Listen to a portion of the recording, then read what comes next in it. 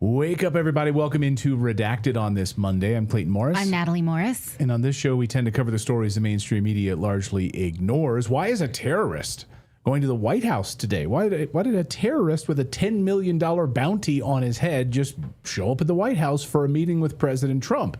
We're going to talk about the normalization. Is he that much different than the normal clientele that visits the White House? Zelensky's been there. Right. Netanyahu's been there. Jolani, we're talking about, of course, the new head of Syria, who was normalized by MI6 and the CIA, just showed up at the White House a few minutes ago. Dick and Cheney's had a been there. Right. So. I mean, we are opposed to this because he was on the wanted list. But now, hey, just normalize terror. That's what we always say on this show. I have a T-shirt. We're going to talk about Bidenomics, how it continues under President Trump. Remember, we were promised a whole different economy. We don't have that. Now, President Trump is going to bribe you into thinking that the economy is great. It's not. And we're going to take a bird's eye view at what it will actually do if we get these stimulus checks. Yeah, $2,000 stimulus checks on the way. And also Zelensky, well, speaking of Zelensky and corruption, it just turns out there was a massive 15-month investigation into this clown's inner circle inside of Ukraine. And it turns out that they had been stealing hundreds of millions of US dollars and euros and keeping it for themselves when there were rolling blackouts across Ukraine. And this money was meant to sort of help these blackouts, the energy infrastructure. But all of Zelensky's inner circle capturing hundreds of millions of dollars of your taxpayer dollars so they could live a lavish lifestyle. By the way, do you remember when Congress, Matt Gaetz and Marjorie Taylor Greene specifically put up a House bill that would have audited the money that was going into Ukraine? And Democrats called them Putin's stooges. Like, this is a big gift for Putin. Really? Okay. Anyway, we'll talk about all of that and more as the show begins today. So let us know where you're joining us from around the world. Thank you guys so much for subscribing and being a part of our show. We're live every day at 4 p.m. Eastern time. So get your chats in now. I see tens of thousands of you in the chat room already. So great to see you guys. Before we get started, we're going to talk about Bidenomics under Trump. We get the same, just sort of a different flavor. Buckle up for that. But first, we want to tell you about our friends over at Shopify. Because did you know how much e-commerce is built off of Shopify? Well, quite a lot, including the Redacted store. So if you go over to redacted.store, is it redactedstore.com? Sorry. You'll see that purple Shop Pay button. That means that the store that you're on is run on Shopify. That means that the people who run that store can rely on Shopify from graphic design, handling payments, shipping, fulfillment, all of it. They can do all the back end. So if you'd like to launch your store to the world, let Shopify take care of the details. It's easy. It's easy to make something beautiful that doesn't look like, I don't know, Web 1.0. You don't have to really have an eye for graphic design or a talent. You just implement and they will help you every step of the way. Plus, they have round-the-clock customer support and care. If you get stuck, again, Shopify has advice. They have their award-winning 24/7 customer support. You'd be surprised how much of the web runs on Shopify. So if they can do it, you can too. Check them out at shopify.com/redacted. Sign up for a 1-month trial period today. They have everything you need to grow your business. Again, shopify.com/redacted. Also, I did not bring I should have brought my new shirt. We have a new shirt on the Redacted store. It says, "Be smarter than your algorithm." You probably noticed that when idiots fight with you about politics, it's because they are running off of their algorithm, things that the algorithm told them to be worked up about. You know better than that. So the saying, which I hope goes viral, "Be smarter than your algorithm," can be found on the Redacted store. I will bring that shirt to you tomorrow. I brought it up. It's upstairs. Will you wear it? Yeah. I'm mic'd in. Can't show you right now, so check it out for yourself, or we'll bring it tomorrow. Yes, I'll wear it. I'll wear it too. I'll wear it. We'll be twinsies. Okay. That Someone sounds said good. I look tired today. No, I just got a haircut. That doesn't have anything to do with anything. We had our youngest had a little stomach flu over the weekend, and so sleep this weekend around the Morris house was we're not both a very little good. cranky. Yeah. And I think that I'm getting it, and by me saying that I'm going to get it means Clayton has it. Now, right now. That's how you make your husband sick. Yeah, as soon as she says she's sick, then I'm feeling something in my throat all of a sudden. I think I got what you have, and I'm like, shut up! It's not your turn. So we'll see who falls this week. I intend to be here all the week, so please stay with us. All right, well, President Trump is giving us Bidenomics all over again. New stimulus checks and a 50-year mortgage. What the heck? This is where we should all remember that it was, in fact, President Trump who handed out the first COVID stimulus money. And that led to inflation. We warned you then. We are saying it now. Now, a lot of people who like Trump, for many reasons, are saying, well, he had to. He was pressured by sort of the powers that be during the pandemic. Maybe, but he's not being pressured now. Why is he doing this? If we don't see that this is Bidenomics 2.0, we are fools. Now, what do we mean by Bidenomics? Well, during the Biden years, we got massive government handouts. The dollar crashed to support the war in Ukraine. And the White House was telling us all the while that the economy has never been better. We found that insulting when that happened then, which is why we find this insulting when President Trump is doing it now. I'm pleased to report that today the United States has the strongest economy, the strongest borders, the strongest military, the strongest friendships, and the strongest spirit of any nation anywhere. We have the greatest economy right now. A lot of people don't see that. But if you look at what's happening with all the factories, AI, auto plants all over the country being built, that if you would have thought about that 2 or 3 years ago, you would have said it was the opposite. They were all leaving. Now they're all coming in. They're all coming back and then some. And I think that we can honestly say, and I think you're going to see it even more so over the next 12 months, that this is the golden age of America. This is the golden age. Okay, well, you just don't see it yet. He says, if you don't see it now, you will eventually see it. So you need to just start seeing it. Former Congressman Ron Paul took umbrage with that statement over the weekend, saying all this talk about a golden age. Like, no. We're $38 trillion in debt.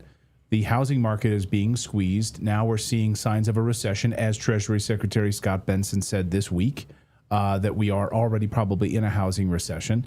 So we're seeing massive layoffs. Where exactly is this golden age? I mean, I know that there are like MAGA influencers who are like, golden age is here. We're so back. We're so back. Raise your hand. What is different under President Trump? What is different? Because the economic policy is the same. Support war, massive debt, government expansion. Now we get little breadcrumbs from the Department of Government Efficiency, like this DEI thing, this program in Mozambique or whatever. That's great. Those are to the tune of billions, not trillions, which is what our debt is. Now, over the weekend, President Trump said, things are so good, we're going to give out $2,000 checks, basically a dividend from our tariffs because we just are breaking all these records. Today, he clarified that all of this money is from leftover. All the leftover money will go into U.S. citizens, and it will pay down the national debt. So it's not like let's get ourselves out of debt first so that we don't continue to devalue the dollar and steal from savings accounts. No, it's let's give you this money and then whatever's left over will pay down the debt. The debt's not ever gone down. It's not going to go down. So he's leading us to believe that he can do that. Now, I want to remind you, let's rewind the clock 5 years, because when President Trump instituted the first COVID relief payout, economists were saying this is going to lead to inflation and devalue the dollar. Here is one of many people who were saying this from The Economist. They specifically predicted massive stimulus programs would be another potential source of inflation because governments around the world will borrow heavily to finance schemes, which is exactly what happened. Since this article was written, we've had inflation at 26%. Since this article, April of 2020, now all of our costs are up 26%. That means that if you took those 3 COVID stimulus checks of around $3,000 in 2020, it was a poison pill because now you took in $3,000, but your cost of living has gone up 26%. That's not a good deal. Who would vote for that deal? Who would take that deal now knowing that next year and the year after it's going to get worse and worse for you? That was predicted. That has happened. So if you cash a $2,000 dividend check now, have we learned nothing? What will happen? You want another 26%? How about we go another round? Because where, Clayton, does that money come from? Well, first of all, we're borrowing it. We're borrowing. Nowhere, right? Exactly. Exactly. So this is all phony money. So someone in the chat room said, "Oh, TDS channel, I'm out of here." No, I like President Trump very much, and he's been great to my family. But on this issue, on taking tariff money and funneling it out in the form of checks as some sort of a dividend check, when we're $38 trillion in debt, and we just sent another round of billions into Ukraine, for crying out loud. Like, we need to stop this boondoggle right now. We are America First on this channel.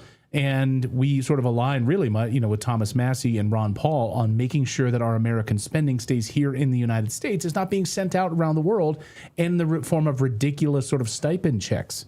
That's such a stupid comment. It's not personality based at all. We felt this way during Trump 1.0. We felt this way during Biden. We feel this way during Trump. It's just The Economist. The fake printing of money. Stupid. The fake printing of money. Has absolutely nothing to do with Trump's personality. At the heart of it, of course, is the Federal Reserve and the fake printing of money and a money system that is absolutely corrupt. And these guys are totally corrupt, and it's illegal what the Federal Reserve is doing. So you just want to send out, first of all, they don't even want us sending out paper checks. They want us all to be sending out digital ID checks so that we're all putting on central bank digital currency, and then we can control everything.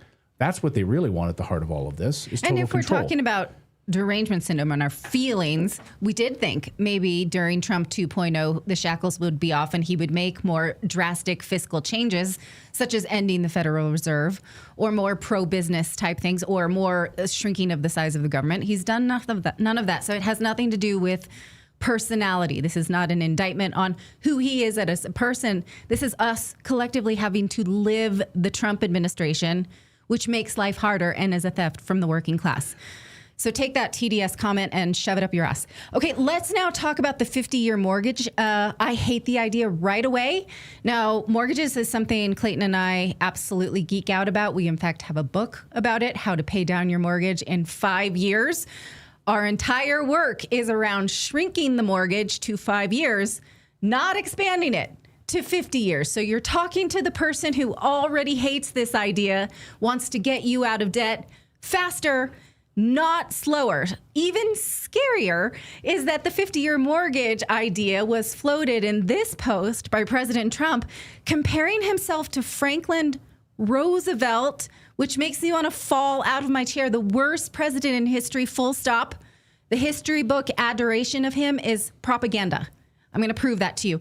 Now, a 50-year mortgage is also a poison pill. It's about as wise as building your own house with no carpentry experience. Let's just look at the quick back of the napkin math on this. A 30-year mortgage on a $500,000 home at a 6% interest, which is what we've got around today, is about $460,000 in interest alone. So that puts that house at close to $1 million, even though you think it's $500,000. Well, if we extend that by 20 years, a 50-year mortgage would have $860,000 over the life of that loan and interest. That's almost tripling the price of the house. Why would you think that that is helping to mean people don't own their homes and they're in debt longer? Now, let's look at the 30-year mortgage, because it in and of itself is not an awesome financial product.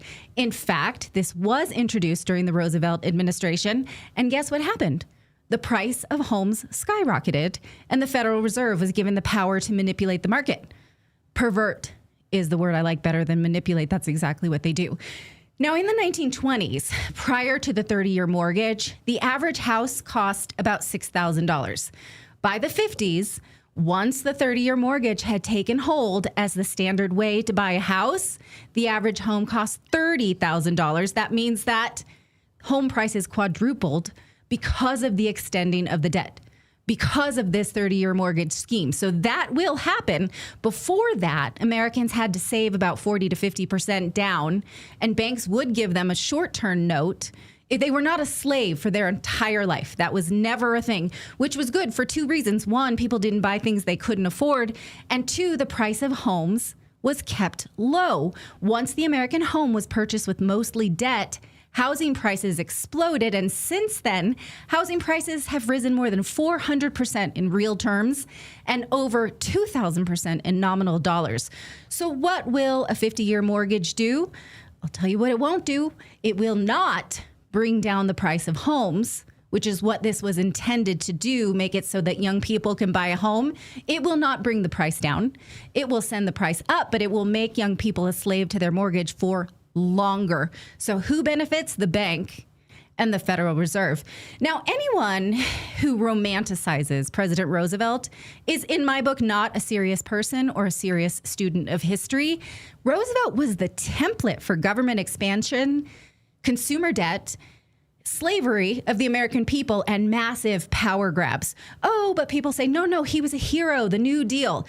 Read this book and get back to me about that New Deal nonsense. A careful study of the Great Depression will not leave you warm fuzzies for Roosevelt. Here's a reminder about Roosevelt that you should keep in mind when President Trump romanticizes him. One, Roosevelt put Japanese in concentration camps. He stole gold from Americans and then marked up the price once it was in the hands of the government.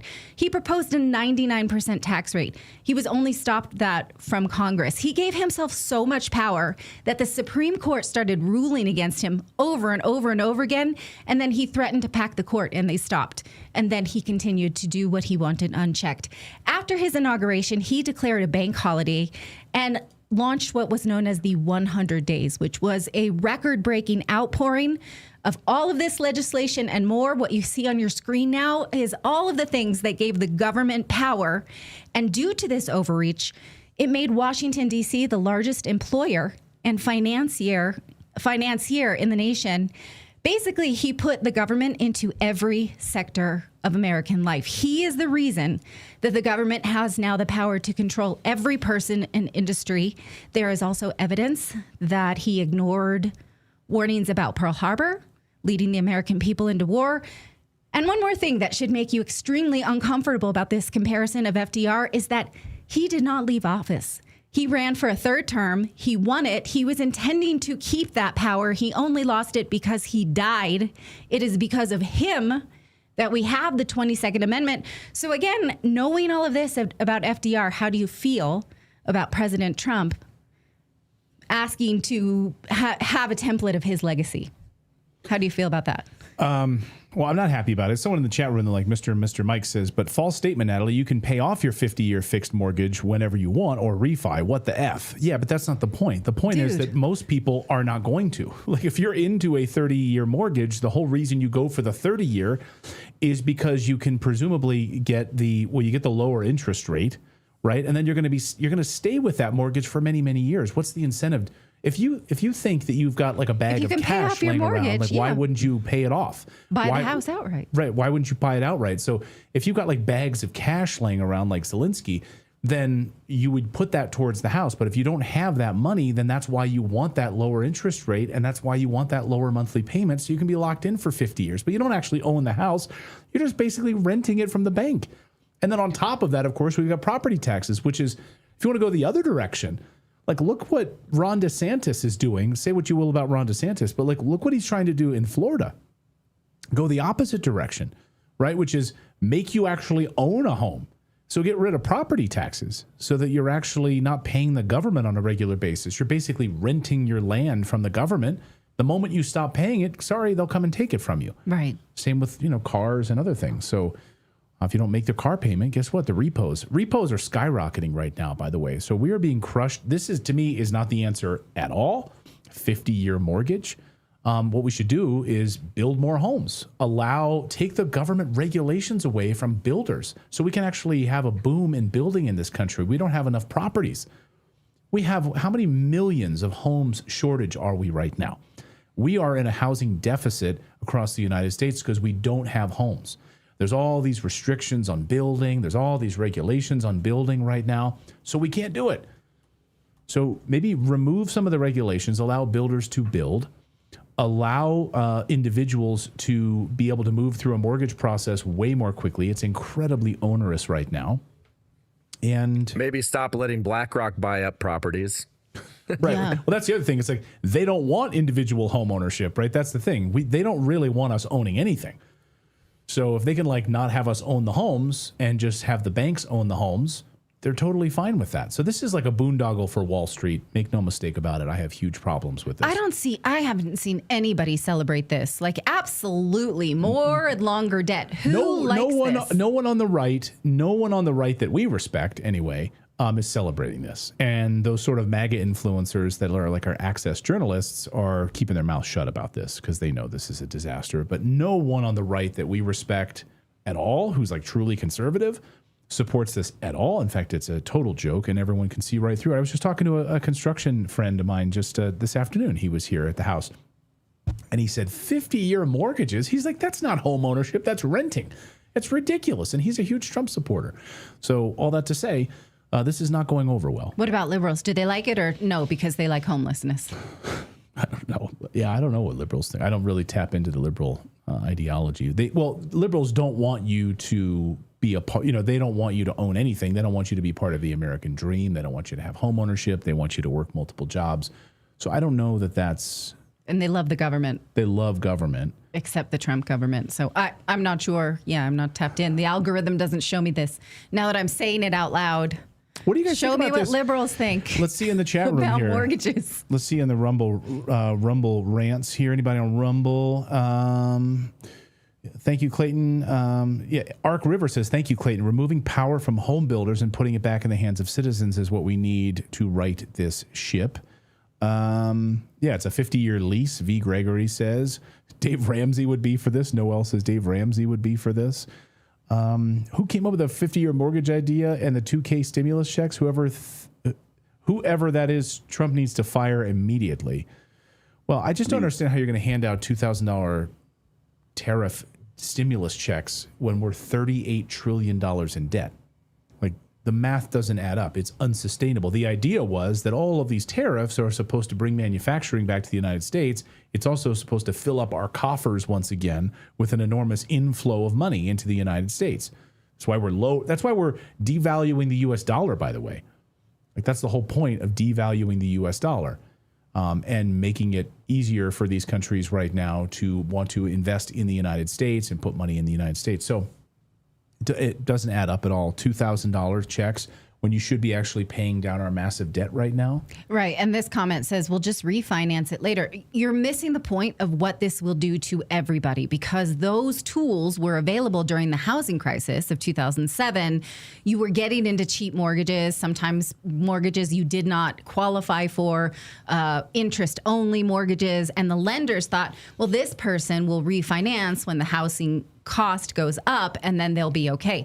People, did not do that. But what it did to the rest of us is that housing prices crashed and then now they're artificially high. So yes, you can play the market. What it does to the rest of us will increase the price of housing. So even if you're smarter than most, what it does economically, the fallout, it will make another insolvent housing crisis.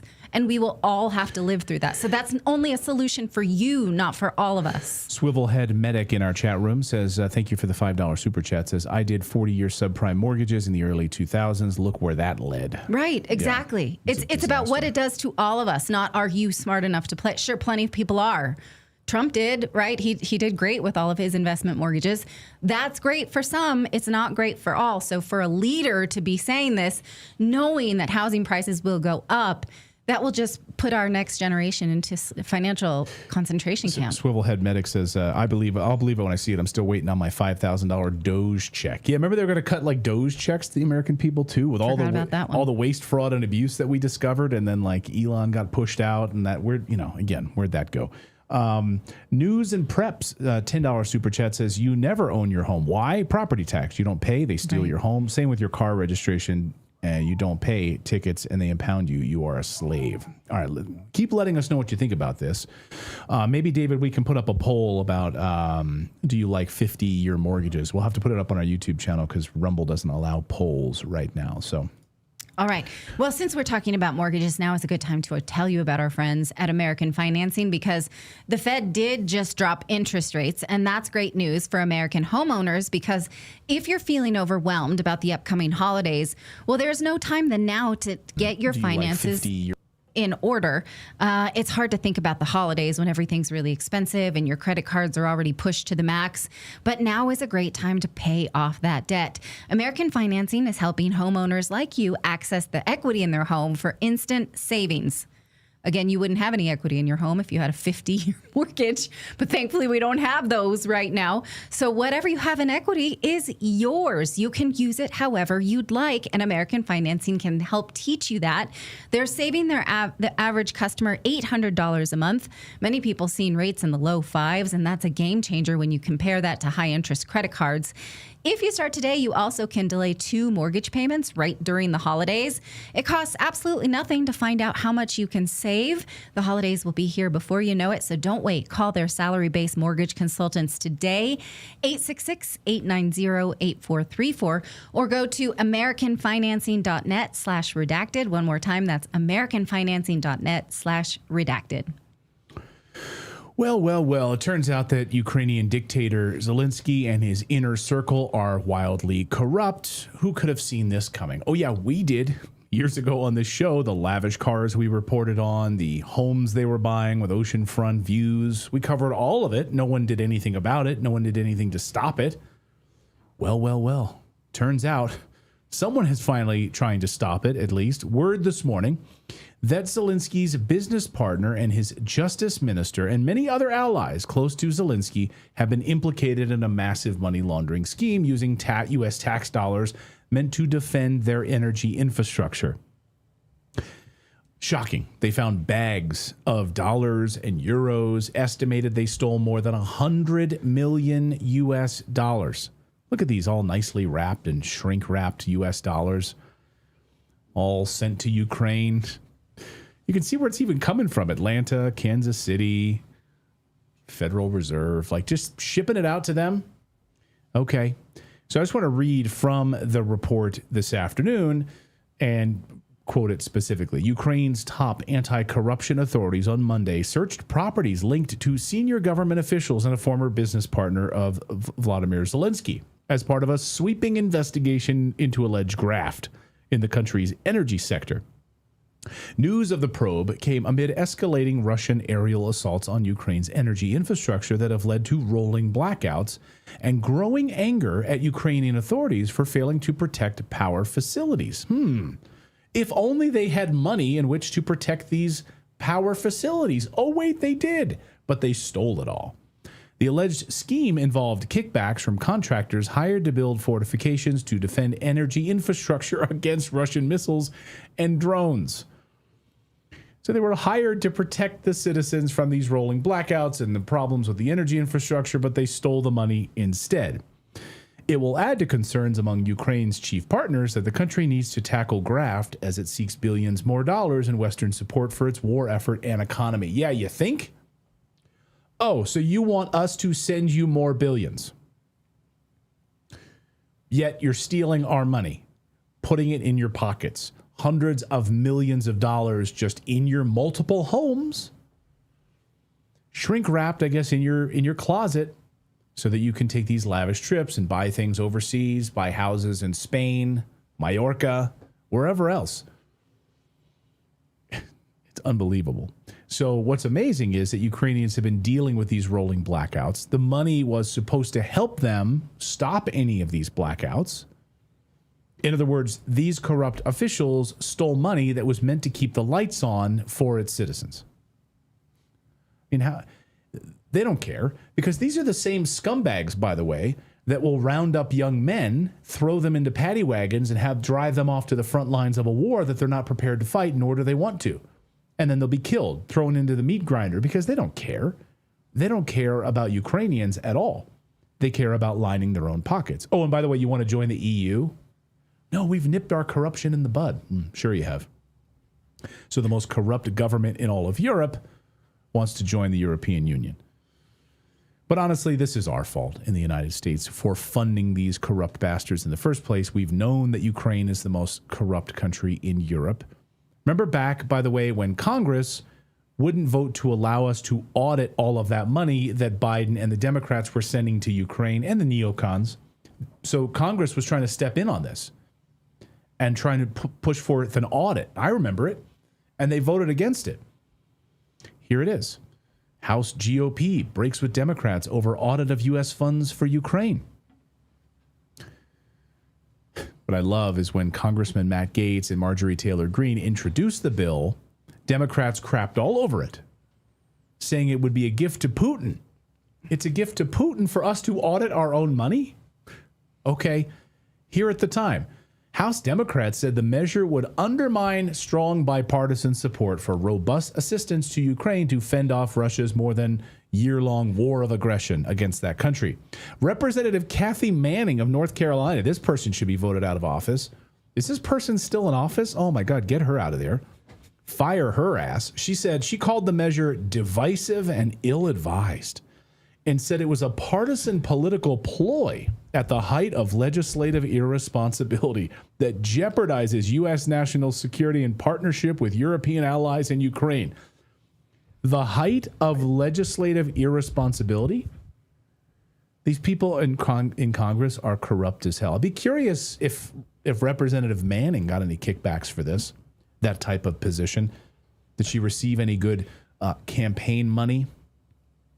Because all of this corrupt money was flowing from Democrats through USAID and all of these NGOs flowing into Ukraine, flowing right into the back pockets of these corrupt Democrats.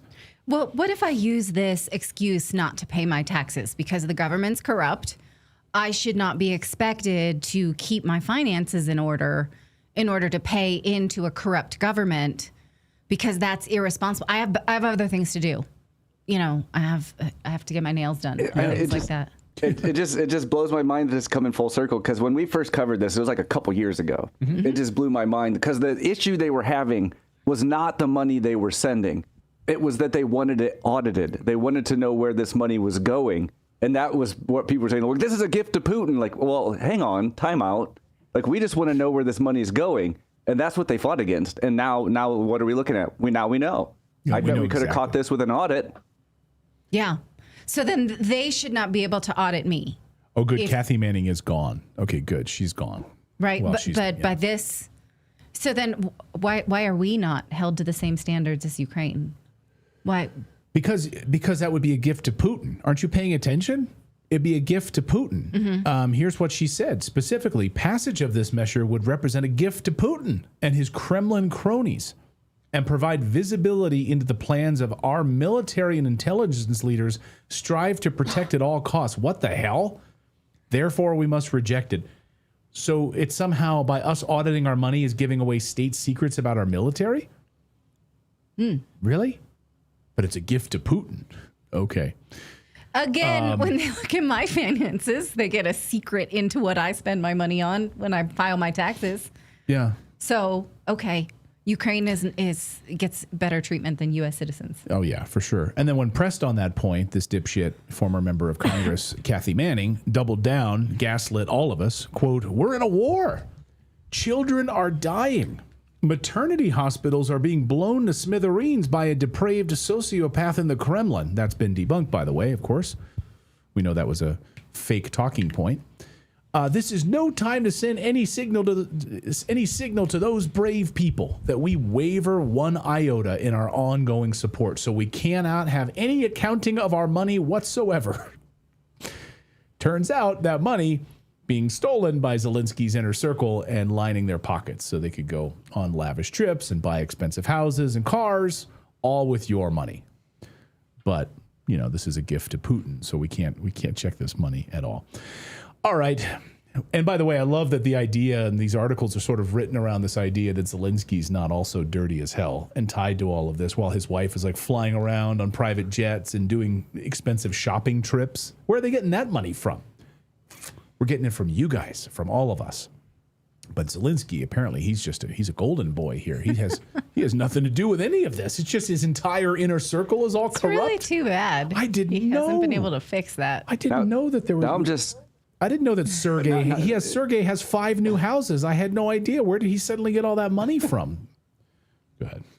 I'm just now I'm really curious, because I think before this happened, they were also fighting against an audit of the weapons we were sending and where they were going. And we saw that they were getting shipped in through Greece.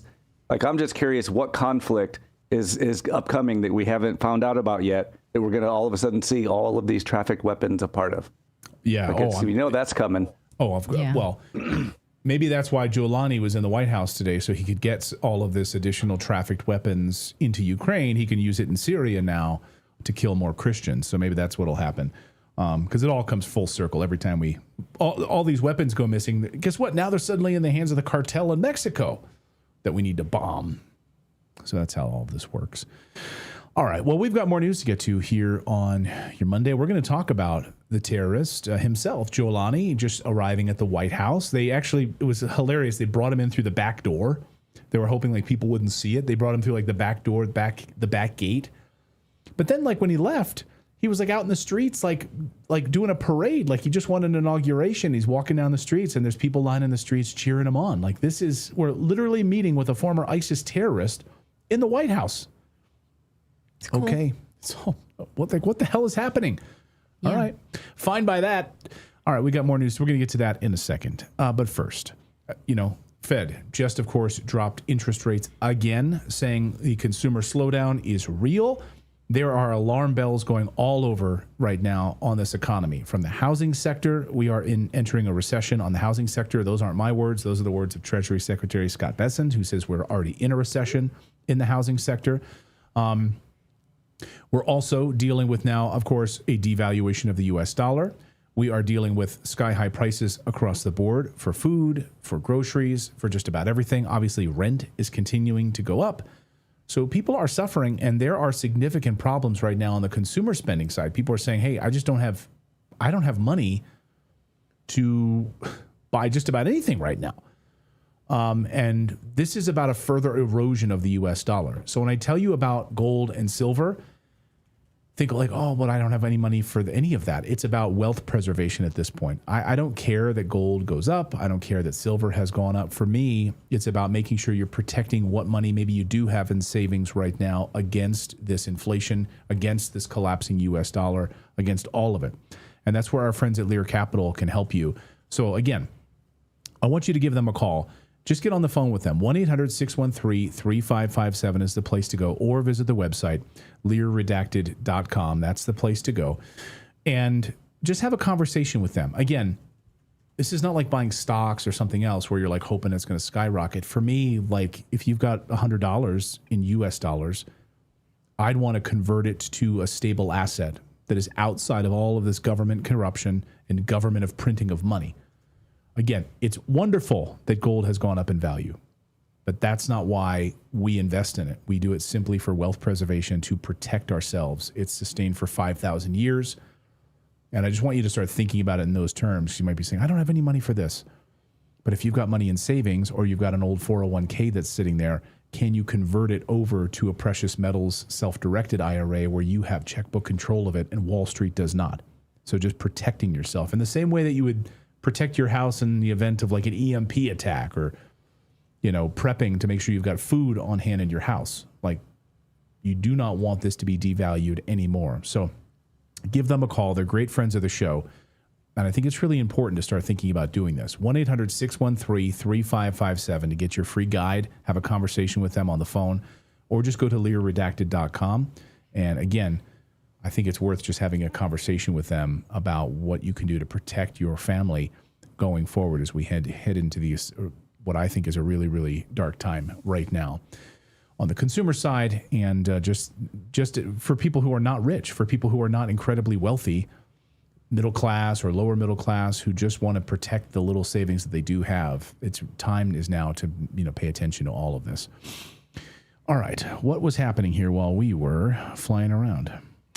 All right. Well, President Trump is threatening to sue the BBC, which normally would not bother me because I hate all corporate media.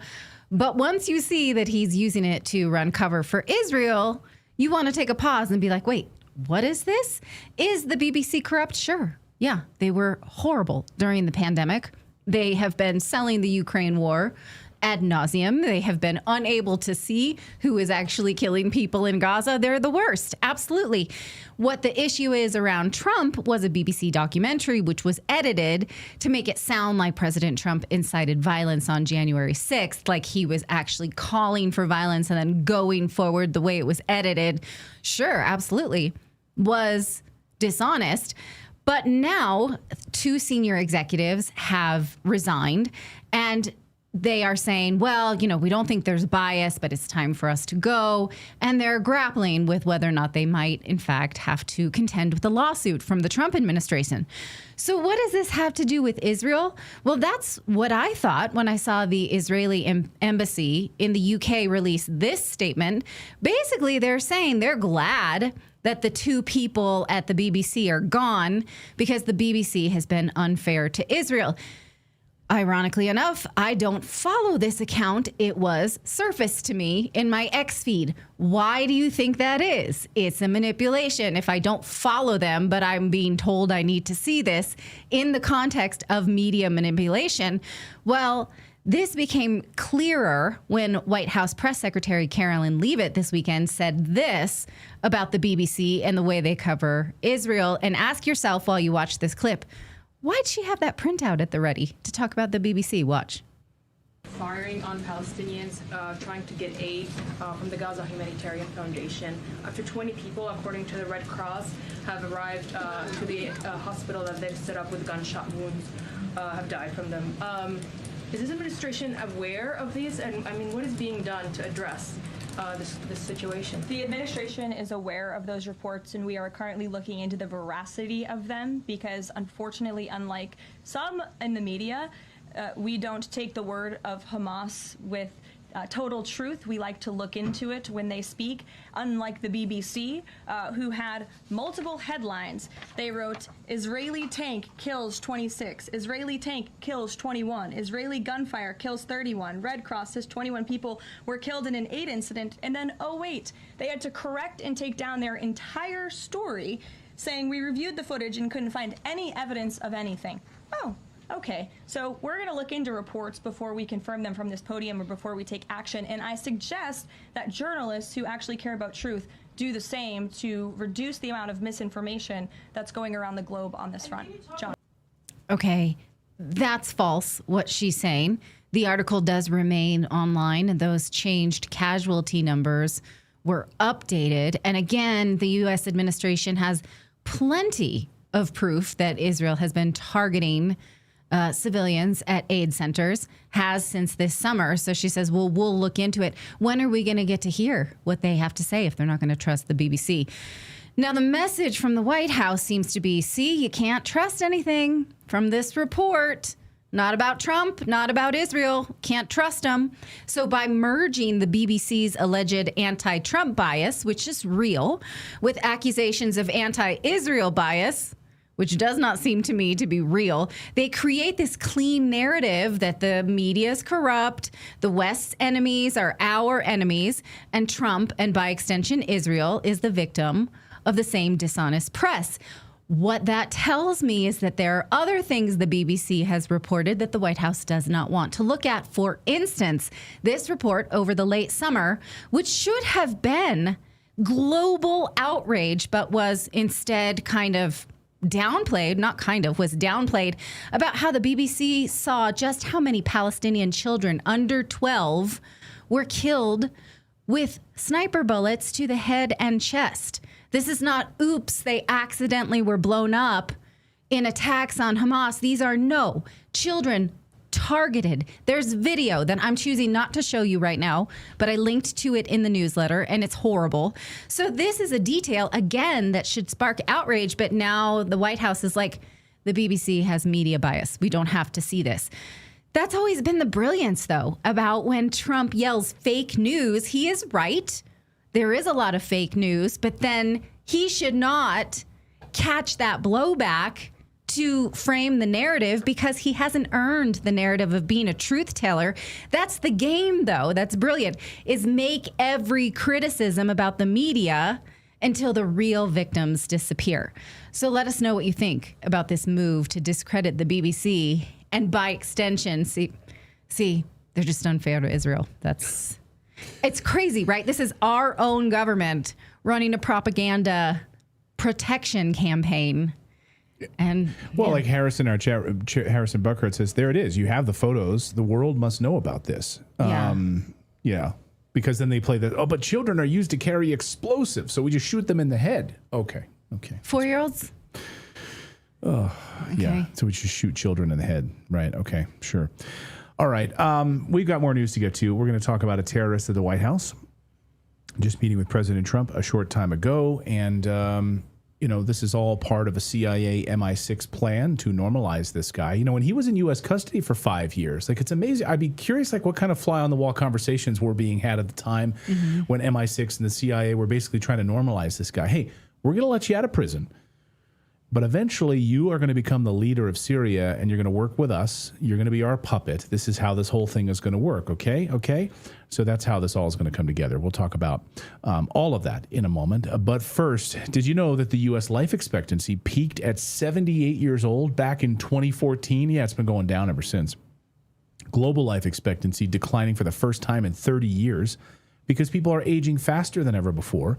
This is due to more toxins in the air, chemicals in our soil, food, other external factors that are new to us. But what most people don't know is we can actually fight against it at the cellular level. Scientists discovered that kimchi actually slows the aging process of human cells. It helps protect them, delay aging at the cellular level. The power of nature can outweigh the power of pharmaceuticals without the nasty side effects. And by the way, you can get all of the benefits of kimchi. Like if you don't like the taste of kimchi, some people don't like fermented cabbage or whatever. I love it. I know Philip loves it, but some people are like, yeah, I don't like that. Well, guess what? You get all of the benefits of kimchi in a simple capsule with our friends at Kimchi One. Each capsule delivers over 900 probiotic strains, plus antioxidants and enzymes that support your digestion, your metabolism, and skin health from the inside out. As we age, we become more susceptible to microbial threats. Kimchi One is a natural antimicrobial, helping your body fight off harmful bacteria, viruses, even toxins, while boosting immunity and energy. Best of all, Kimchi One is 100% made in the U.S., all natural, non-GMO. Support your gut, protect your cells, and feel younger every day with Kimchi One from our friends at Brightcore. So right now, you can get an exclusive offer by clicking the link below, mybrightcore.com/redacted, for 25% off your entire order, or even better, call them. If you call them, you'll get 50% off. 50% off your order and free shipping. Give them a call right now at 888-404-6312, up to 50% off and free shipping. I take it every day as part of my supplements. I would not be able to live without it. So thanks to Kimchi One and our friends at Brightcore for supporting the show. Well, today is the 250th birthday of the United States Marine Corps. Happy birthday, United States Marines. And what better way to celebrate all of their sacrifice than by inviting a wanted terrorist to the White House to meet with President Trump? Where are all the pro-Zionist, pro-Israel shills who always warn us about Islamists infiltrating our country? Here he is. Here's the $10 million reward for Giuliani. I don't see Ben Shapiro complaining about all of this. I don't see all the guys that are like, how can we allow these Islamists in our country? There's cells all over the place right now. But we just invite one of them to the White House? Okay. I don't see Mark Levin complaining about it. Here's a guy who literally has a $10 million bounty on his head from our government for being a terrorist, killing Christians, Alawites, Druze, etc., children. And he's at the White House because he's our new puppet leader of Syria. Representative Marjorie Taylor Greene posted this a short time ago. She said, the new leader of Syria is a former al-Qaeda terrorist wanted by our government who is meeting with the President Trump today at the White House on the U.S. Marines' 250th anniversary. He rose to power in December 2024. Sanctions were lifted off of Syria in June, and many Christians and minority groups have been killed before and after sanctions were lifted. Syria is the oldest home of Christianity outside of Israel. The Apostle Paul met Jesus on the road to Damascus. I pray the persecution ends not only in Syria, but all around the world. Now look at this. He arrived by the back door of the White House. They wouldn't even bring him in the front. So they arrived by the back door of the White House, and some cameras were able to capture him getting out of the SUV there. But normally he would come in the front. They would have like the color guard would be welcoming him, praising him. Maybe there even be some music playing. Nothing. They brought him in through the back door like a little rat. Then when he's inside meeting with Congressman Brian Mast and others, here's some photos inside. Congressman Brian Mast, who you may recall, of course, formerly wearing an IDF shirt, walking around the halls of Congress in an Israeli IDF shirt, Friend of the show, Kevork Almassian, one of the great journalists in the world, posted this a short time ago. If you still can't see what's happening between Jolani and the U.S. and Israel after this photo shoot with Brian Mast, then honestly, even God himself won't be able to save you. He's right about that. We invited Syrian journalist Kevork Almassian on the show to talk about all of this. Kevork, great to see you as always, my friend. Thank you so much for having me, Clayton. This is a really dark day. I mean, it's, you know, just on the one hand, on the 250th anniversary of the U.S. Marines and U.S. soldiers who sacrificed their lives, who were sold a bill of goods about why they were going to fight these guys in the Middle East. And here we're welcoming one of their leaders right into the White House to, you know, get some nice food and hang out with the President of the United States. It's a really dark day. Well, Clayton, I have friends in the United States who served in Iraq twice under the banner of fighting against terrorism. They went into Afghanistan. They came back physically and mentally injured. They are still suffering from PTSD. And I can see their activism nowadays on social media platforms. And I don't want to put myself in their shoes. But if I were in their shoes, I would feel betrayed by the officials and the politicians and the planners in the United States. Because from the early days of the war against Syria, and why I call it a war against Syria, because this was an orchestrated and engineered CIA regime change war against Syria. And in 2012, it was quite clear from the emails of Hillary Clinton when Jake Sullivan sent an email to Hillary Clinton saying, Al-Qaeda is on our side in Syria. And then the Defense Intelligence Agency of the United States sent a report to Barack Obama telling him that the driving force behind the insurgency against Assad are Al-Qaeda in Iraq, are the jihadists, the Salafists, and the Muslim Brotherhood. And knowing that, Obama put his signature on Operation Timber Sycamore, meaning he gave the permission for the CIA to arm and train these multinational Takfiri jihadists in the country. And the outcome of this regime change war was basically that Jolani, who was the founder of the Al-Qaeda offshoot in Syria, is now the de facto president of the country. But he selected himself, or probably the CIA and the MI6 selected him to lead this the transitional period in the country, because they needed someone who could do a few things, one of which is to strike strategic agreements and with neighboring countries, and especially with Israel, meaning that he wants to give up on the Golan Heights and on Mount Hermon, those are Syrian territories, for Israel in exchange for a security deal with the Israelis. He will also open the markets, of course, for all the multinational corporations, and he will get a loan from the IMF. Today also he met with the head of the IMF. And accordingly, this means that the Syrian economy will turn into a privatized franchise for the multinational corporations and these loans that they will give to Syria, which means after Jolani, whoever comes, the Syrian economy will be hostage for these loans and Syria will be forever in debt. And that means whoever comes next will continue revolving in the orbit of the planners in the United States. This is a great point because, I mean, this is very similar to what's happening in Ukraine, right? So Ukraine is now a vassal state. I mean, all of these multinational corporations basically own Ukraine, right? No one really owns you. The Ukrainian people don't own that country anymore. It's been sold off as part of all of these IMF loans, World Bank loans, etc. They will forever be indebted to these multinationals. We'll give you minerals, etc., for the rest of eternity. But I think the United Kingdom just paid off their loans to the United States for our involvement in World War II. Like, that's how long it took to pay back these monies. So this turns Syria basically into what? Into like a vassal state of these multinational corporations who just will have mineral rights to Syria, basically? Just for context, just 1 year before the war, Syria had $7 billion external debt. That was around 12% of the total GDP, which was around 60 billion USD. But most of this debt was from the days of the Soviet Union, and nobody was asking Syria to pay this debt. So practically, Syria had zero foreign debt to the outside world. And that was really problematic in the region because the Syria's GDP was increasing exponentially during the 2005 and 2010, and its economy was growing, but based on a national economy, which means the Syrians were working and Syrians were producing and Syrians were exporting. But in a globalized world nowadays, especially that it is not allowed any longer for countries to enjoy a certain level of sovereignty, especially on their economic sector, this meant that they had to destroy the Syrian economy and suck the country dry. And now the corporations take over the reconstruction of the country. You're talking about $200 to $300 billion investments in the country. And that's why one of the conditions that the US and Britain were telling to Jolani that he cannot allow for the Chinese companies to come to Syria, and one of which are the telecommunication companies, right? And the other thing is that the Americans are going to establish bases in the country. Now, they have agreed to build or to have a military presence in Damascus because the Americans want to follow up on a potential anticipated security deal with Israel.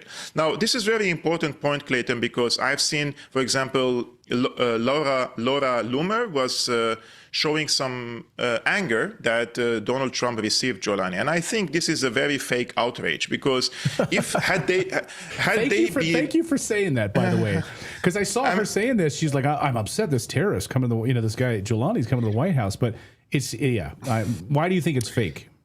Because first of all, she doesn't mention at all the direct role of Netanyahu and his government in overthrowing the previous regime in Syria. Bingo. And allowing Jolani to come and take over Damascus. Jolani basically cruised from Aleppo to Damascus, 400 kilometers on the highway, and nobody stopped him. Meanwhile, all the air forces were in the skies of Syria.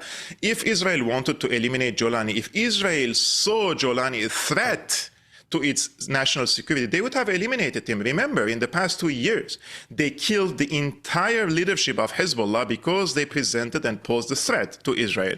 They killed the leadership of Hamas, even inside Iran, because they posed a threat for Israel. But they don't see Jolani as a threat because from the beginning, whatever happened in the Buqa camp in Iraq, this is a very big question mark because nowadays, the former head of CIA, who is leading the CENTCOM nowadays, he's playing basketball with Jolani in Damascus, but Jolani ended up in the same Buqa camp in Iraq when the head of CENTCOM back then was the head of the CIA. So there are lots of questions if they groomed Jolani in Iraq and then they sent him to Syria to lead this insurgency against Assad, because from the beginning, I mean, Clayton, who is going to fight against the secular regime?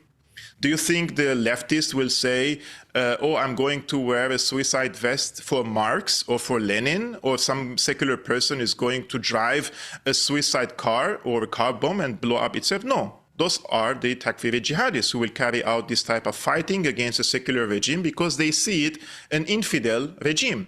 So they took the opportunity, and in the words of Hillary Clinton, if you remember, she said about the Afghanistan war, we had a brilliant idea, and that idea was arming these jihadists back then in Afghanistan. So they copied the same strategy in Syria. They armed these jihadists, and now they reached to power.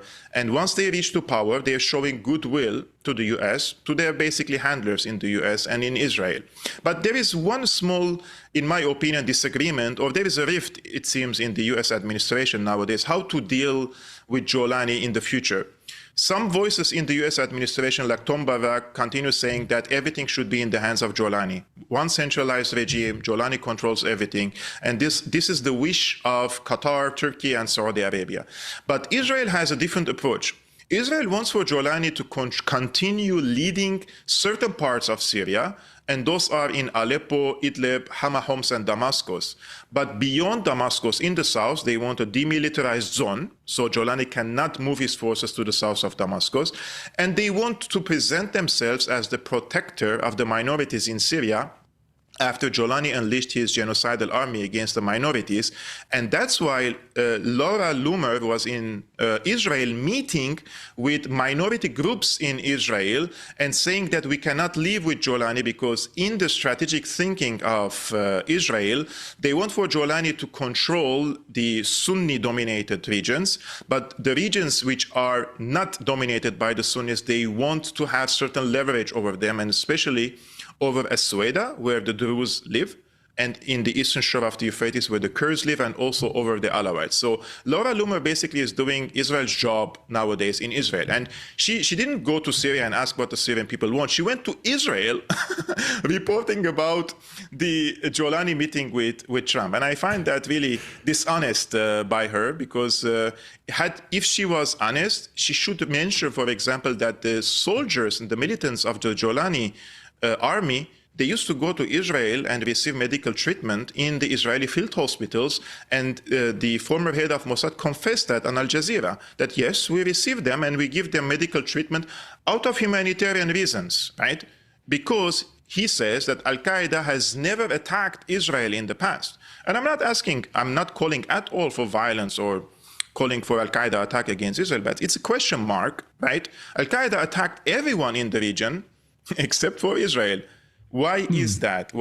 That's a big question mark. Why Al-Qaeda never attacked? And I'm not calling for attack, so nobody would understand me wrong. No, but you bring up a great point. And one of the questions I had was really, why do you think that none of the pro-Israel voices, the neocon pro-Israel voices, the same people who lecture us daily about, Islamic terrorists invading the United States, like, I haven't said a word about this. They seem to be pretty quiet about this. And yet when we call, we're calling out the Christian. I mean, you're born in Syria. You're a Christian. As we talked about in the intro, one of the strongest Christian countries in the world, until it's overrun by by people killing Christians and Alawites and Druze and everything else. So why have they been so quiet on this point, do you think? Clayton, I've been thinking about this for a long time. I've been thinking, and I was really all the time shocked why American politicians, European politicians stood on the wrong side in Syria. I was always asking myself, where is the Vatican, for example? Where are the churches in the world? Why aren't they saying something about this? Where are the leaders in the US? And I come to the realization that they are anti-Christian forces. There are anti-Christian forces. They are planning on eliminating the Christian presence in the Middle East, especially that those Christians do not align with the Christian Zionism, the ideology that they have created among the evangelicals in the United States in order to sell the illusion that there is this Judeo-Christian alliance and that we have to stand with the state of Israel for us to be blessed. Like for God to accept us, we have to bless Netanyahu, we have to bless Ben-Gvir. And that's a heresy, that's a wrong perception of Christianity. So they ethnically cleansed basically 90% of the Christians in Iraq and in Syria, and also from Palestine. And they are normalizing the Christian Zionism among also whoever is left in Syria, because these people nowadays are very vulnerable and they need anyone to come and save them. Imagine that Jolani attacks a town, and this town is a Christian town, and he's capable of completely genociding them. And then Israel comes and says, I'm your savior, I'm going to protect you. And at gunpoint, many people choose to be with Israel. And this is what happened, including buying many influencers. I know it myself because I was approached by an Israeli who claims to be a private person after the regime change happened. And he said, look, the regime change is done. You were fighting to keep this regime, and this regime is gone, and we have now a mutual enemy. Let's cooperate, and we will support your work on Syriana analysis, and you will become very influential on social media platforms. They offered me personally, Wait. Israel came to you and said now... The Israeli person came to me, and he said that he is a very rich Israeli person who has lots of companies, and he offered me support for my channel, Syrian Analysis. To support Jolani? No, to support the idea that Israel has to be the protector of the minorities in Syria, so that I would be normalizing Israel presenting itself as this protector of the minorities in Syria.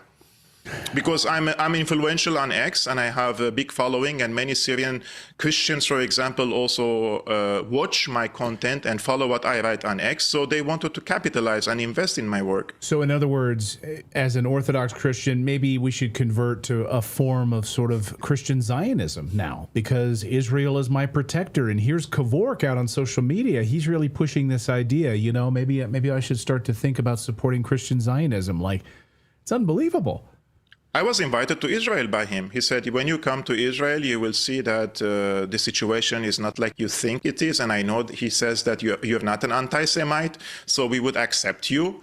So the only thing that he wants is to tone down my criticism of Israel. And my criticism of Israel comes based on my perception that Israel is wrong on collectively punishing everyone for October 7, for example, in Gaza, despite my differences and disagreements with many of the groups fighting against Israel. And I think that the trigger for the regime change war in Syria was not by the US itself, but by the neocons and the Zionists in the United States convincing the planners in the US that this regime change war has to happen, and then we have to Balkanize the country, Syria. And this is what is happening, ongoing, as we speak nowadays. I asked many people, including a former Marine veteran, who is also a regular guest on your channel, Scott Ritter, for example. He says, I can't think of anything else but Israel. Israel is the reason why they started this war, because Syria posed a threat for the dominance of Israel in the region, and it was aligning itself with Iran and other actors in the region who used to pose economic and security threat or challenge, let's say, for the absolute Israeli dominance over the region. But once the regime change war happened, I think now the region is mostly revolving around Israel, and everybody is running after normalizing ties with Israel. It's the Abraham Accords, and it's only a matter of time until Jolani also joins the Abraham Accords. But there are steps, they have to first strike a security deal, and then you will see, for example, does anyone in the United States thinks that this congressman who received Jolani, his name is Brian Mast, Brian Mast is beyond Israel first, right? He wears an IDF uniform inside Congress. Is there anyone who thinks that Israel would object the visit of Jolani to the United States? And if the Israelis objected his visit to the United States, would Brian Mast receive him? That's impossible. So I think Jolani has already presented his cards, that he's ready to join the Abraham Accords, and it's only a matter of time until Syria becomes its entirety revolving under the American umbrella. And this was, unfortunately, an outcome that many people wanted to avoid. Not that we don't want relationship with the United States, in the contrary, but we want friendly relationship with the United States and not the master and slave relationship. We wanted to preserve the sovereignty of the United States and keep good relationship with the US and with the other regional and international powers. We don't have any problem with the United States. The United States is 10,000 kilometers away from us. People think that the Middle Eastern people hate the United States. No. I grew up on American pop music, on hip-hop music. I watched Hollywood movies. I have never had any bad sentiments toward American culture or American products, right? But we wanted to preserve our dignity. We wanted to stay in our homes. We wanted to preserve our national economy, and everything is gone nowadays. So unfortunately, it's like the WEF when they say you will own nothing and you will be happy, and you will see all these people celebrating in the streets the demise of their nation. It's an unfortunate truth, but they have propagandized the people so much that they think now they are free. But I think that they have put the chain in the neck of Jolani and Syria, especially with this IMF now deal. And whoever comes next in Syria, they will be forever in debt. And that's the economic hitman playbook. What does this mean? I'll get you out of here on this, Kevork. What does this mean for the so-called war on terror? I mean, was it ever about fighting terrorism at all? I mean, when we have a terrorist literally meeting with President Trump this afternoon and all the sacrifice of the Iraq and Afghanistan wars, or was the idea of fighting the war on terror just an idea just for weaponizing it for the United States and Israeli interests, wiping out world leaders, regime change? What does it mean? It was a great opportunity and an excuse for the US and the Zionists, the neocons in the US, to expand their influence in different places around the world, one of which is in Central Asia, because they wanted to establish a base in Afghanistan, and then they moved into Iraq, Syria, and they wanted to knock out Iran as well. So they wanted to establish an absolute hegemony over the region. And this is a very vital region, energy, trade routes, etc. And I think the war on terror, I don't think that most of the people who joined Al-Qaeda were assets for the CIA or any other planners in the US. They thought really that they're fighting against the US. But on the leadership level, for example, the Jolani, Baghdadi, Osama bin Laden, like it makes no sense. Like one of the very close trustees of Osama bin Laden, his name is Ahmed Zaidan, and they used to have pictures together in Tora Bora and in Afghanistan. Now he's the advisor of Jolani. And Jolani was the leader of Al-Qaeda. It's like I'm watching a dystopian movie. I'm watching a dystopian movie, and unfortunately, it makes a mockery of this war on terror. Well, I'm surprised at how quiet everyone is. Everyone flipped out about Mamdani becoming the new mayor of New York, a mayor of New York City. And I saw all of these like MAGA influencers all saying this is the biggest slap in the face to the families of 9/11, victims of 9/11, et cetera, et cetera. But they're quiet when there's literally a terrorist meeting at the White House with President Trump. They're totally quiet about that.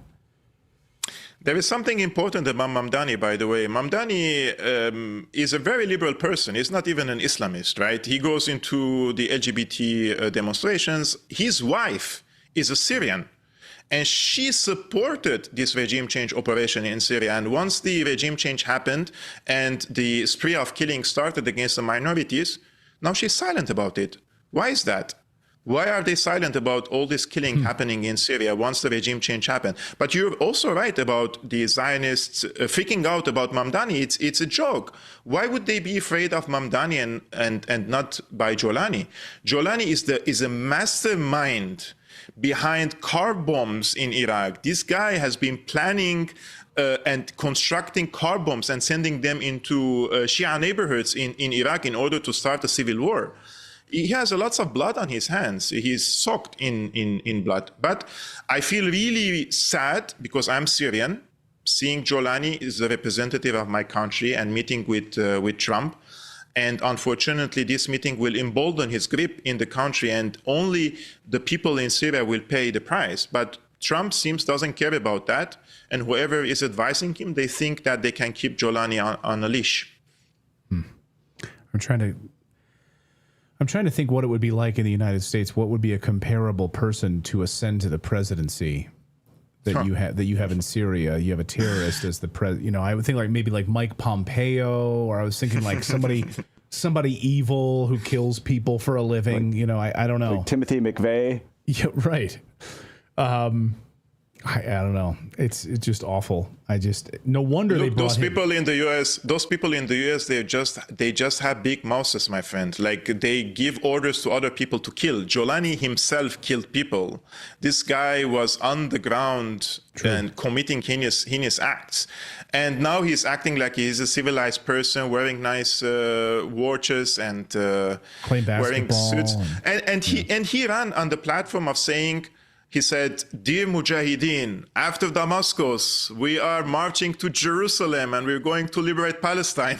And once he reached to Damascus, he went to the White House to meet with Donald Trump. They're like, "You're not going into Palestine anywhere.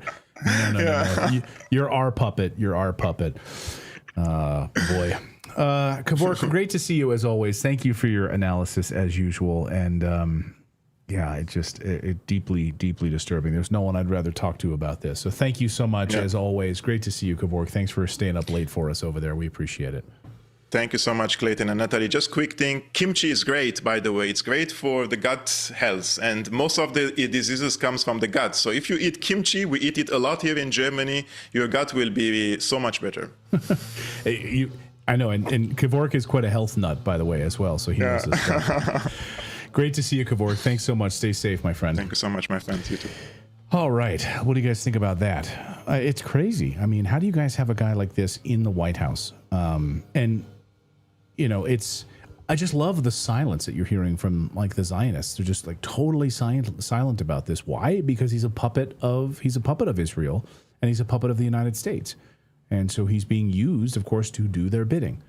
So that's why they're totally silent about this, but they're furious about Mamdani. You have an actual ISIS, Al-Qaeda terrorist in the White House who's killed people.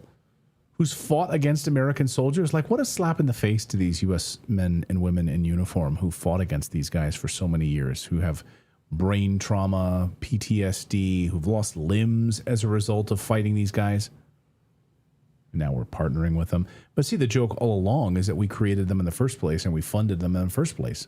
Many years ago, it was a creation of ours anyway. Just like Hamas is a creation of Israel and the United States. And we armed them. The United States armed Hamas. They had one gun. That's it, one, until we gave them weapons. Because you need a bad guy. You need a bad guy to carry out your nefarious plans. Well, and you know it was intentional because Israel monitors every single thing that goes in and out of Gaza, everything. So those weapons were approved. They know exactly.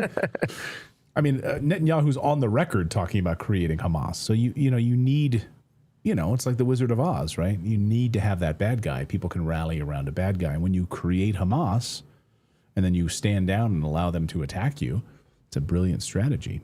So, well, they aren't going to get to build those condos otherwise. Right.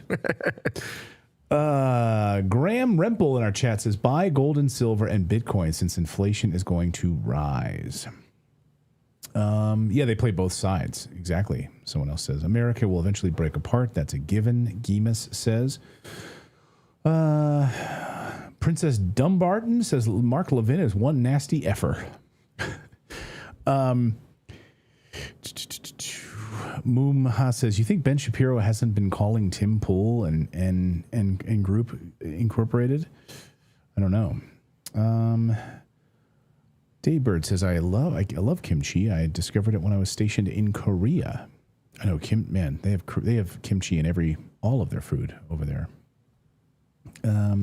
Free speech is dead. Tuned in from the UK. Hi everyone, good to see you. Let me see on the other super chats that we have here. Also, that poll's up if you want to read the results of the poll. So the poll we asked earlier was, do you think a 50-year mortgage is a good idea? 87% of you said no, it's not. 13% said yes, it is. I mean, the thing is, the only way that a 50-year mortgage is good is if you have the financial education and wherewithal to get out of it as quickly as possible. Like I said, Natalie and I wrote a book on how to pay off your mortgage in 5 years. It's a best-selling book if you'd like to check it out. But it's short. You can read it in about, it's like 100 pages long. But like, you want to get that mortgage down as quickly as possible because that amortization schedule is so massive. And then, of course, you're paying that much more in interest. You're doubling or even tripling the amount of interest you're paying over the life of that loan. So if you have a plan going into it where you know you're going to take this like cheaper interest rate, lower monthly payment, and then you're going to like sock money away so that every month you're firing a lot of money at the principal balance and you're getting it paid off in like 3 years or 4 years. Great. But most people aren't going to do that at all. It's kind of like it's like payday loans. It's like it's going to hurt people significantly. They're going to get locked into these loans for 50 years. They'll never own the house at all. They'll just pay the bank twice as much money. So all the Wall Street people are going to have a lot more money. Yeah, and it's also the value of the home's not going up because you paid more for it. So like if you buy a $500,000 home, you pay $800,000 interest on top of it. It's not like the house is now worth $1 million. So if you try to resell it, you basically paid more for the same thing. Why not rent? Because then you don't have a mortgage to deal with. You don't have all of the stuff that comes with owning a home. I have to fix everything. I have to take care of all these things. It's not a performing asset at all. So why not just rent at that point? I have a lot of real estate investor friends who actually rent the home they live in, but then they own like 50 properties that they rent out. The home they live in is a rental. So, yeah. Bucker Bill says the 50 years will give you the cheapest rate for borrowing, so you take the cheapest rate and pay it off real quick. Exactly. But most people aren't going to do that. Well, that's what I'm saying. Could it, or what I'm wondering is, could it actually be an advantage because you would get a lower monthly payment so that you're able to put more towards the principal? Well, that's the thing. Most people, so a 15-year mortgage, if I'm not mistaken, correct me if I'm wrong in the chat room, unless it's changed recently. Usually, like a 15-year mortgage, you have a lower interest rate. You have and the 30-year mortgage, I think you have a slightly higher interest rate. Am I wrong about that? Maybe someone can check my math on that. I think it used to be the case. So the idea is you would get a 15-year, your monthly payment is higher. I think your interest rate is lower, but then you still want to try to pay it off as quickly as possible. All that to say, my point is that most people aren't going to do that. Almost no one is going to do that. They'll get the 50-year and they'll just make the monthly payment every month, and they're not going to pay more. The whole point of doing it that way is that so I don't have to pay more. So my monthly payment will be less, but I'll pay it off in 50 years when I'm 90. And then I'll own the home when I'm 90 years old. Okay. I mean, at the end of the day, it's a financial product. So if you're financially intelligent, you can figure out how to actually use this product to your advantage. So yes, you could do a refinance, or so you could figure out what to do with it if you knew how to target and pay down the principal balance. Well, and do you ever actually own it? Because if you pay off your house and you miss your property taxes or something in a year, can they not take it from you? They can take your home in a year if you don't pay your property taxes. Yeah, so you go to tax auction. Your house will go to tax auction real fast. Like if you don't pay your property taxes, your house will go to tax auction real fast. So that's what'll happen. I mean, I bought raw land through a tax auction before because it just reverted to the county because the person stopped paying taxes on it, and the government's like, "Sorry, you don't own that land anymore." And so they don't get their money back. Like the county is not sending them a check. Like, hey, we know you paid $20,000 for this piece of land. Here's a check for that $20,000. We know it didn't work out. No, sorry, you just lose it. You just forfeited that. And now the county owns your land. So, that's the thing. That's what Ron DeSantis is trying to do in Florida right now, which is eliminate property taxes, which I think is great because then you'd actually own the land and you own the property and the government doesn't own it. You're not paying rent to the government in perpetuity. You're not actually owning anything. I'm just curious here. 15-year mortgage rate right now. Just want to see what the rates are. So about as of November 10th. So as of today, the 15-year is about 5.5%. 5.5%. Okay. And what is the 30-year today as of November 10th? 30-year mortgage rate is, what is today's rate? Yeah, 6.5%. So yeah, getting a 15-year mortgage is about 1 percentage point lower. So about 5.5% versus 6.5% interest right now. It depends on where you're going because you can get some, different rates and it depends. But basically 5.5 up to about 5.94% for a 15-year. And a 30-year is about 6.5%. So just a little bit more. So that idea is that, hey, I've got less time to pay it back. The banks aren't going to make as much because I'm not paying it for 30 years. I'm paying it for 15. But my suggestion would be, hey, get whatever low interest rate you can and then fire as much as you can of the principal balance separate, like write a separate check per month to that principal balance so you can pay it off in like 2, 3, 4 years. I mean, the book that I wrote with Natalie is called How to Pay Off Your Mortgage in 5 Years. Here's the book. And it's on Amazon. You can find it there. But, because what you're really doing is you're targeting the time. It's time, you've got that whole amortization schedule for 30 years. Like it's not changing. The only thing that changes it is you firing an amount at the principal balance. And that's how you can completely alter that in calendar. So anyway, that's my recommendation. Yes, you pay your property taxes as long as you own your home. Exactly. Again, that's why it's amazing. If they can do that in Florida, I would love to see them pull that off. So shouldn't people have that option, Will Young says. Yeah, I mean, you have an option. You can do 15, 30. You can do 10-year mortgages. I think in Europe, when we lived there, we had a 30-year, I think. But I think they offered 40-year mortgages in Europe. What's hilarious in Europe, by the way, to get a mortgage, like you have to be fit. Like you cannot be morbidly obese or have any kind of major health issues. Like they will not give you a mortgage. You've got to literally go to the hospital and run on a treadmill. And they'll do blood tests, everything. Like they want to make sure that you can pay this thing back. Like, sorry, your fat ass is homeless. I mean, if you're like, seriously, if you're wildly overweight, you're going to have to run like 2 miles on a treadmill, like up, they like put the thing like uphill. Like, wow. I mean, I don't know how some people, and like so many people smoke, you know, like. They should do that before you get McDonald's here in America. Oh, man. Claudio in our chat room says, Clayton, average house price here in Vancouver, British Columbia is $1 million. You need at least 20% down. Most houses on the market for $2 million. How do you pay off 1.8 in 5 years? Well, I mean, so in the book, we talk about a couple of different strategies, one of which is that you can actually use a home equity line of credit. So if you've got some equity in your home, what you're trading is 2 different financial products. That's how we paid it off in 5 years. By the way, I was so fascinated by this. One of my best friends growing up, he got a perfect on his SATs. Okay. He's a math actuary. Like, he's that brilliant. He, a few years ago, told me, because he bought a house in the east, up east somewhere in Rhode Island, I think. And he said, I bought your book.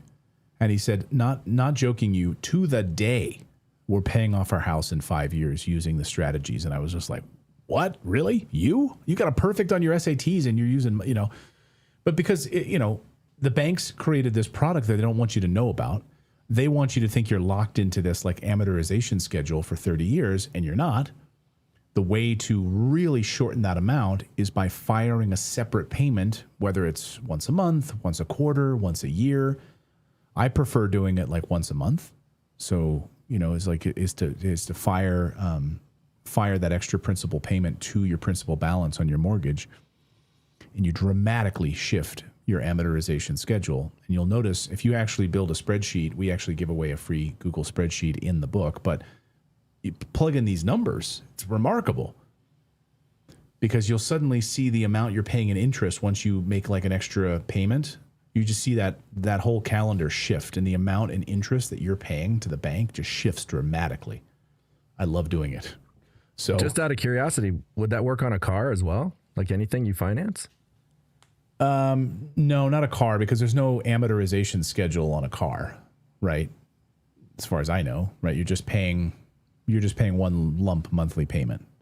Right, but you can pay toward the principal every month too if you put anything, like you can, if you make an extra car payment. Yeah, because I used to make an extra and I would say apply the rest to the principal. So you can actually apply more to the principal each month that you pay over your payment. Then yeah, I mean, anything you're financing like this that puts you on a schedule that requires you to pay, because when you're buying a house, for the first like 8 years of owning the home, you're only basically making, every payment you make is just going towards interest. Like, you're not even paying on the principal balance at all. Usually in the first like decade, 8, 9, 7, 8, it depends on your house, but mostly you're not paying anything on principal. So the bank is making all this money up front by you just paying on the interest. Oh, by the way, and like in Europe, they don't even let you pay the mortgage off early. Like, you'll get a penalty. You can't pay it off early. So isn't that funny? But in the US, you can pay it off early.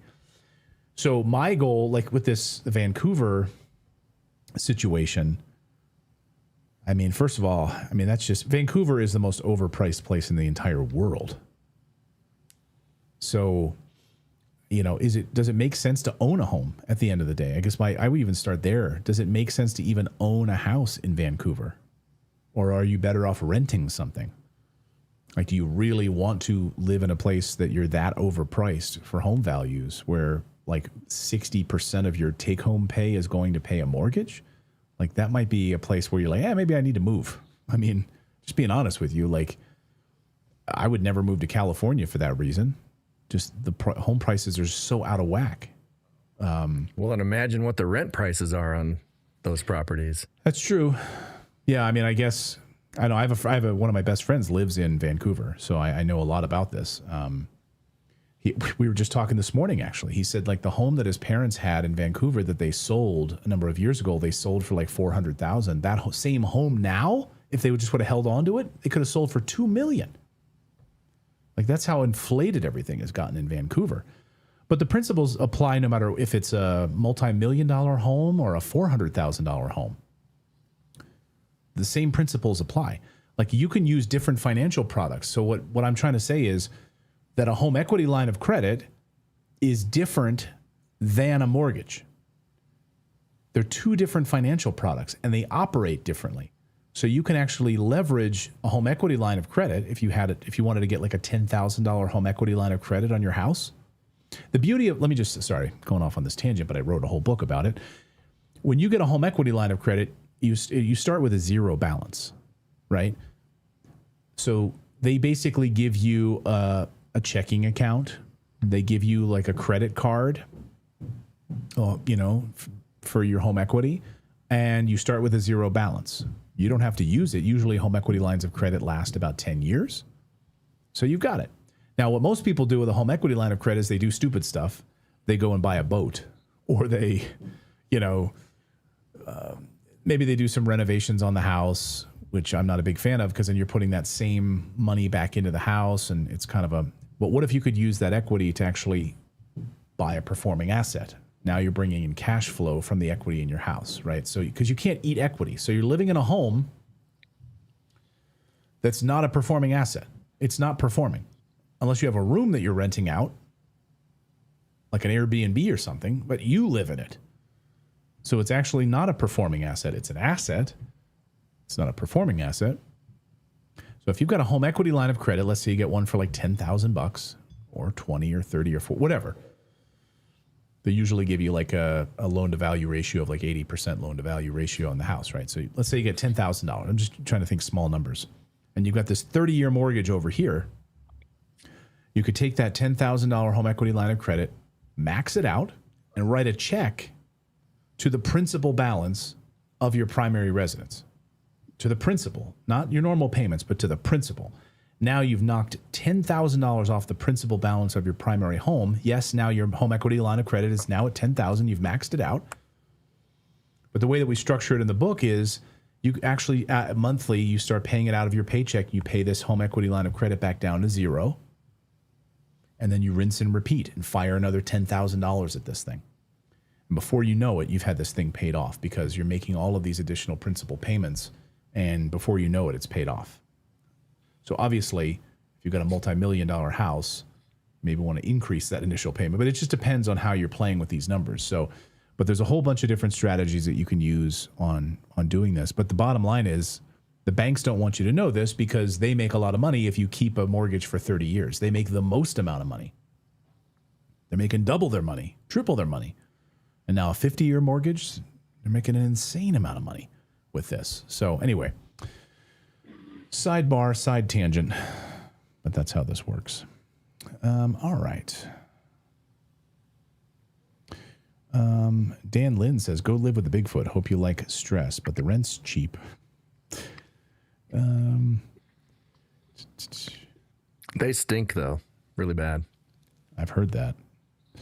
Rainbow Unicorn Pony says you can use a HELOC to buy assets as long as you make over the interest paying on the HELOC. So the HELOC 6%, but you can make 12% and you net 6%.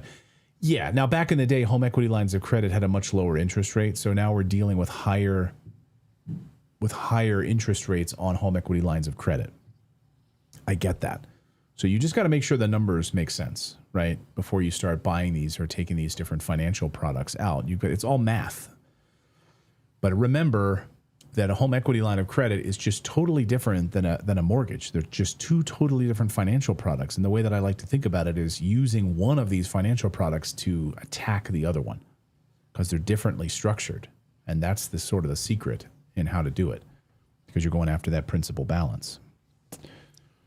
So thank you guys for your comments.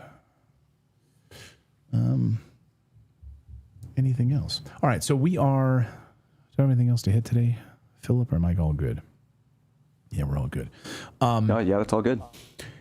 Yeah. Check out our website. By the way, if you're interested in financial education, that's one of the things I'm really passionate about. I've started multiple businesses. I've been an investor for many, many years. And of course, I'm passionate about this stuff. So on our website, if you go to redacted.inc, sorry, we've got some construction out here. I apologize for the circular saw, but redacted.inc. And then when you go there, click at the top, you'll see there's a top bar up at the top that start investing. So it's like a tab that'll kind of take you through all of the ways to start investing and learning about all of these things and how to build financial intelligence. I think it's one of the things that, well, first of all, they don't teach it in schools, how to build financial intelligence. But to me, it's the key to protecting your family, because everything we teach you is like outside of Wall Street, outside of how they all make money. It gives you the full control. So all of the ways in which everything is redacted, and they don't want to teach you this stuff. They want you to just buy a 401k and make Wall Street rich, and we try to teach you how to do it yourself, where there's no middleman, and you keep all the money. So that's what I'm passionate about. Anyway, check that out on the website. We have a whole Redacted Invest section that we built out, so please check that out. Hey, we'll be back here tomorrow at 4 p.m. Eastern Time, and we will be live at that time. So thank you guys so much for subscribing and being a part of our community here, and we'll see you back here tomorrow. Have a great night, everyone.